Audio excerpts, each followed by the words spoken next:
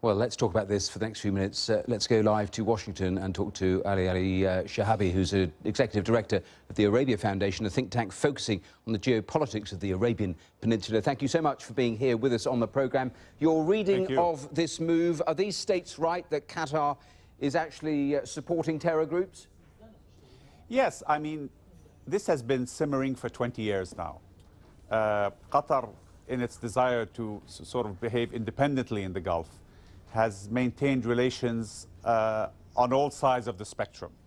And I think, you know, if you want to be part of an alliance and if you want to work cohesively to stand up to Iranian expansionism in the region and to deal with extremism and the problem that that's causing, particularly terrorism, all members have to be disciplined. And I think what you've seen today, the action taken, is really that the key Gulf states and the key members of the alliance, which is Saudi Arabia and the UAE, have decided that they really have to escalate their pressure on Qatar to drive home that point. And closing the borders and the airspace particularly are two unprecedented steps that haven't been taken before.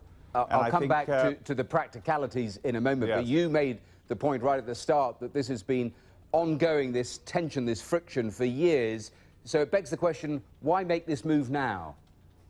Well, I mean, numerous attempts have been made. You know, just 4 or 5 months ago, the Saudi king visited Qatar, for example. So I think there's been a continuous effort to bring the Qataris into the fold. But I think now with the sort of alliance taking shape and with the American administration getting actively involved in that, I think it was felt that everybody had to be brought into line. You know, critics are commenting that, you know, the Gulf Arabs are getting into a food fight again. Well, I mean, another way to look at it is that this shows the strength of a building alliance that has a capacity to discipline a member that's stepping out of line. And I think that element of discipline becomes all the more important if you're going to have an effective alliance. Is there more also behind it? You talked of President Trump. Does the Saudis' position on Iran dovetail with the Americans' position on Iran? Because the Saudis are accused of doing exactly this, which is funding extremists. There's a report here in the UK about Saudi financing of terror groups that hasn't been published so far. Is there more behind this?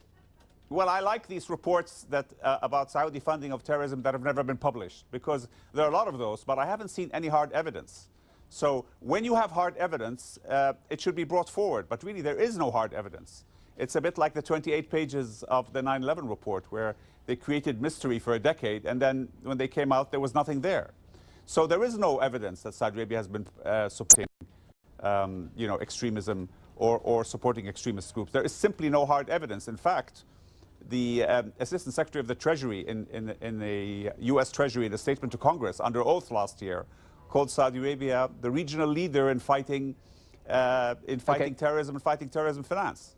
Let me ask you very briefly, we've only got about 20 seconds left. Do you think Qatar will fall into line, given what you said about the practicalities of closing border, trade, diplomats, politicians, food?